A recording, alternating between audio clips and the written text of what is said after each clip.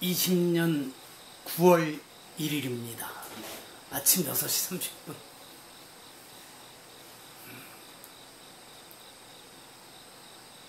9월이 되면 뭐가 좀 달라질려나 모르겠는데, 또 걱정되는 소식은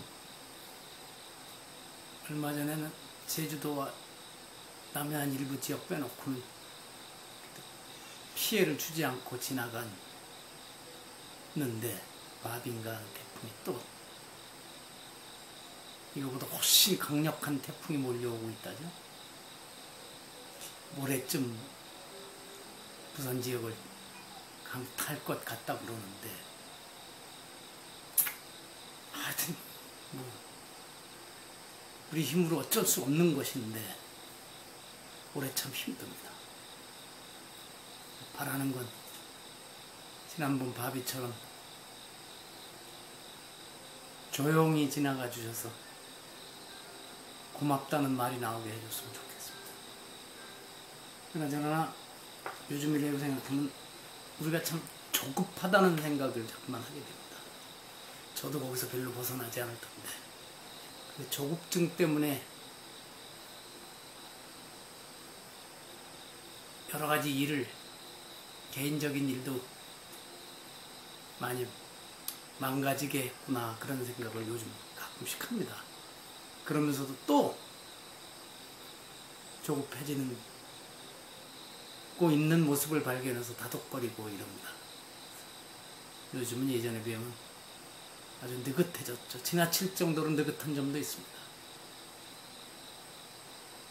예전 같으면 뭔 일이 있으면 그날 바로 해치워야 되는데, 요즘은 그래, 매일 조금씩 하자. 어떤 날은 손수레로다 2번만 흙을 퍼다붓기도 하고, 어떤 날은 4번도 퍼다붓고, 어떤 날은 안 하기도 하고. 처음엔 이래가지고 언제 표시가 날까 그랬더니 여러 날 하다 보니까 또 그 표시가 나오네.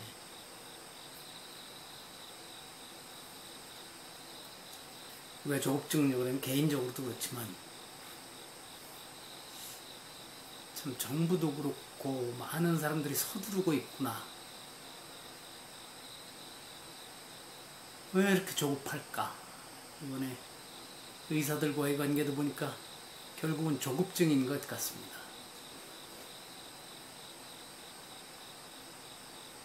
풀어나가는 길이 있었을 텐데, 자기들이 목적하는 바도 100%는 아니라고 하더라도 일정 부분 성취하면서 또 이런 갈등도 일으키지 않고,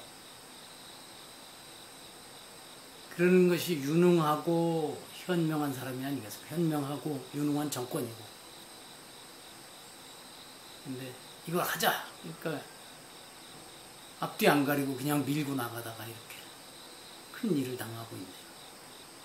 그래서 의사들은 이기적이다 뭐 이러고 여러 가지 비난과 비방을 쏟아내지만, 오히려 그런 것들이 더 자극제가 돼서 레지던트들과 전임의 전공의들 차원을 넘어서서 이제 의대생들이 휴학계를 내고 의사 시험을 거부하고, 보다 못한 의대 교수들이 성명서를 내고 거기서 넘어서서 의대 교수들까지 사직서를 내고, 전국을 어딜 가릴 것 없이 그러고 있습니다. 서울대 의대, 연대 의대, 그러더니 전남대 의대 그러고 있고, 병원도 중앙대 의대도 과별로 또 그렇게 동참하고 있고, 성모병원, 서울의 성모병원과 대구 계명대 동산병원이 9월 7일은 아예 수술과 외래 진료도 하지 않겠다고 선언하고 나옵니다. 물론 욕먹죠. 근데 그들에게 욕을 해서 해결할 수 있는 문제가 아니니까 이 점을 놓치고 있으면 안 된다는 생각입니다. 거듭 말씀드리지만 제가 의사 편도 아니고 문제 있죠. 근데 이를 풀어나가는 방식이 이것뿐이냐? 근데다가 또 조급증을 보게 되는 건 이 사람이 의사 출신이라는데 더불어민주당의 위성정당이죠. 동굴 앞에 위성국가는 없었는데 우리나라엔 위성정당이 있습니다. 더불어민주당의 출신인데 신현영이라고 하는 여자 국회의원이 유사시에 북한에 남한 의사를 파견한다는 그런 법안을 준비해서 아마 제출했는 모양입니다. 발칵 뒤집어졌다고 하죠. 아이, 인도적인 거 다 좋죠. 아프리카에 가서 돕고 이러는데 왜 거기라고 못 돕겠습니까만 지금 그러지 않아도 의사들과 정부가 각을 세우고 있는데 북한에서 어떤 역병이 돌고 그러면 정부가 의사들 뽑아서 보낸다 이런 법안을 내면은 이게 받아들여집니까? 정서적으로?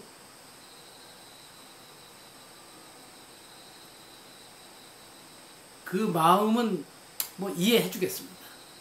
근데 거듭 얘기하지만 아무리 좋은 정책도 아무리 100% 맞는 말도 적절한 때에 해야 하는 것이고 방법이 맞아야 하죠. 오히려 이 사람은 그 길을 막는 데 앞장선 것이라고 저는 봅니다. 조급증은 망칩니다. 하여튼 그렇습니다. 오늘은 이런 얘기 이렇게 하고 영상편지 140번째입니다. 앞으로 10번 되면 150번 그 다음에는 잠시 휴식기간을 가져볼까 이런 생각도 하고 있습니다. 자, 오늘은 제목을 험할 때도 있고 평안할 때도 있어야 이라고 했습니다만 이거는 관자 주화편에 나오는 6글자입니다. 천지 일험 일이 여기 아니고 이를 아니고 합니다. 세상이라는 게 천지는 한 번은 험하기도 하고 한 번은 쉽기도 하다, 평평하기도 하다, 평안하기도 하다. 그게 세상이죠. 그래서 뭐라 하실 때 있을지는 천지는 결코 움직이지 않는 것이 아니다. 어떤 경우에는 험한 기세를 보이기도 하고 어떤 경우에는 평이한 모습을 보이기도 한다. 이래가만 했습니다. 그래서 저는 2015년 10월 6일에 험하기만 한 땅이나 산은 없이 끝없이 평평하기만 한 땅은 결코 멋지다는 생각이 들지 않는다. 그런데도 자신과 자식들 인생만은 늘 편안하게 이어지기를 기대하고 꼭 그렇게 만들어주고 싶다며 아둥바둥대고 있다. 글쎄, 요즘 과학고 출신들이 법조계를 지배하고 결국 외고와 과학고 출신들이 법조계를 지배하고 결국 나라를 이들 신흥 귀족들이 지배하게 될 것이라고 걱정을 많이 하지만 그게 그렇게 쉬운 일이 아니다. 이 안방새님들을 제어할 인물은 험한 세월을 겪으며 찬밥 한 덩이에 눈물을 흘려본 사람이 될 것이다. 나는 그렇게 믿는다. 하고 2015년 10월 6일 날 제가 코멘트를 했습니다. 지금 이 천지 일험 일이 이 구절은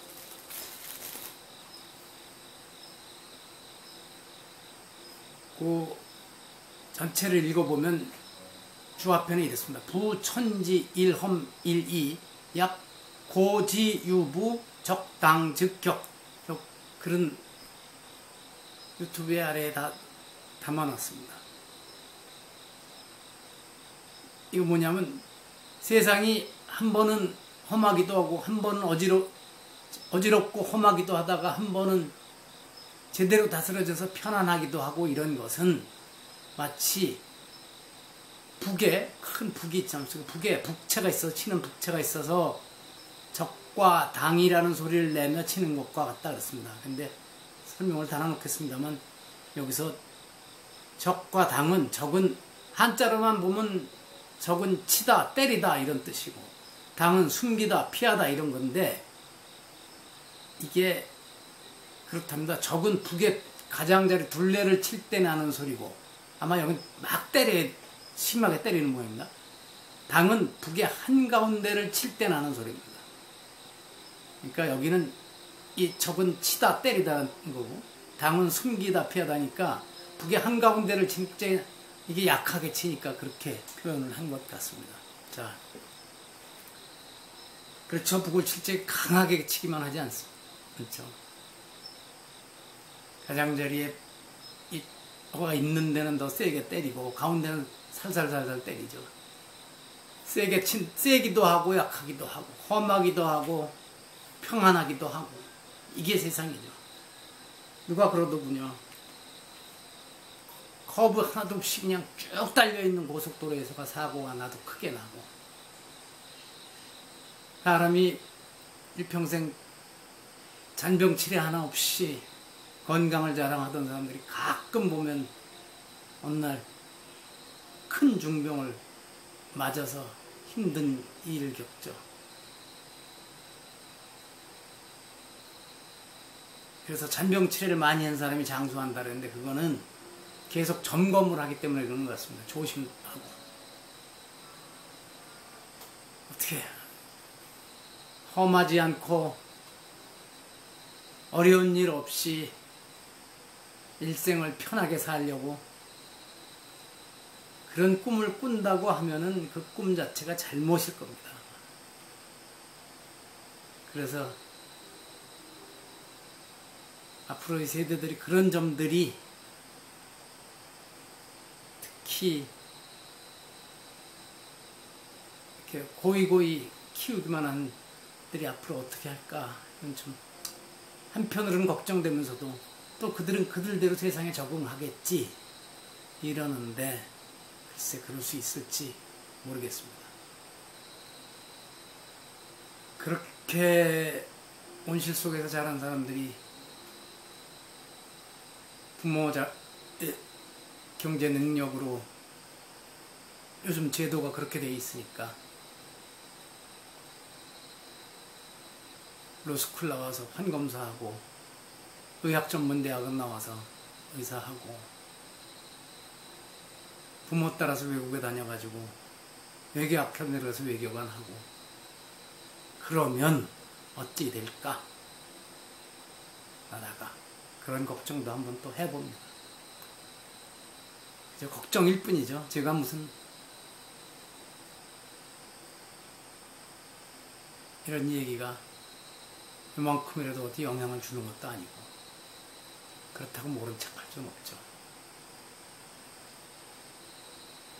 자, 오늘은 점심과 저녁의 약속이 있어서 모처럼 외출을 합니다. 저녁 늦게 돌아오게 될 것 같습니다.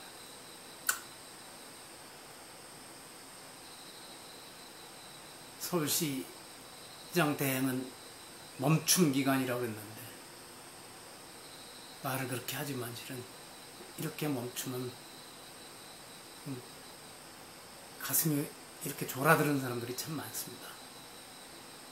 자영업자 뿐이겠습니까? 오늘은 그래서 점심 저녁을 다른 사람들과 만나서 먹게 되니까 그런 점에서 조금이라도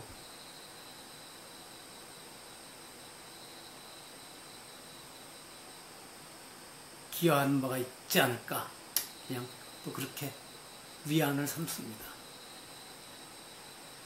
자, 여기서 마치겠습니다.